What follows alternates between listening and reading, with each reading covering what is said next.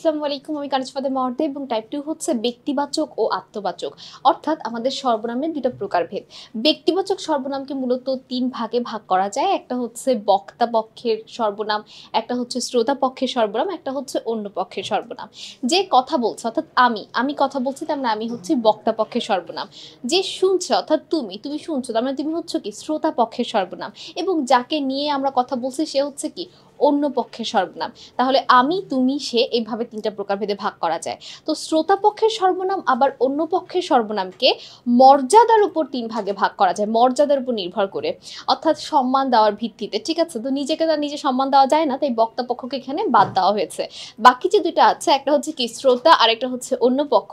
এই শ্রোতা এবং অন্য পক্ষকে আবার ৩ ভাগে ভাগ করা যায়: সাধারণ, ঘনিষ্ঠ আর মানি সর্বনাম।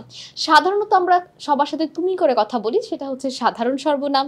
যাদের সাথে আমাদের ঘনিষ্ঠ সম্পর্ক তাদের সাথে আমরা তুই করে কথা বলি, আর যাদের আমরা সম্মান দেই, সম্মান দিয়ে কথা বলি, তাদের আমরা আপনি করে কথা বলি। তো এইভাবে আর কি আমাদের ব্যক্তিবাচক সর্বনামের বিভিন্ন প্রকারভেদ করা হয়েছে। আর আত্মবাচক মানেই আমি সবসময় বলি মাইসেলফ, অর্থাৎ আমি নিজে স্বয়ং যখন নিজেকে নিয়ে কিছু বলবো সেটা হচ্ছে আত্মবাচক সর্বনাম।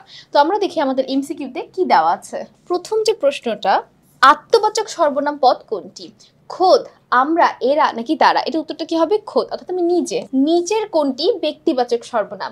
একজন, উনি, স্বয়ং, আমি হচ্ছে ব্যক্তিবাচক সর্বনাম বক্তা পক্ষের।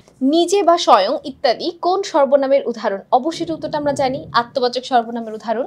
এরপর দেখো কোনটি আত্মবাচক সর্বনাম? সব, কেউ, স্বয়ং, পরস্পর। এটা উত্তর কি হবে? ৩, স্বয়ং।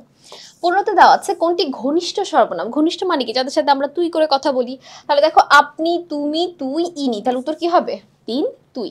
তো সকলকে অসংখ্য ধন্যবাদ আমাদের সাথে এই পর্বটি করার জন্য, এবং পরবর্তী যে পর্বগুলো আছে সেগুলো করার আমন্ত্রণ রইল। আমি কানিজ ফাতেমা অর্দাজ এখানেই শেষ করছি। আসসালামু আলাইকুম, আল্লাহ হাফেজ।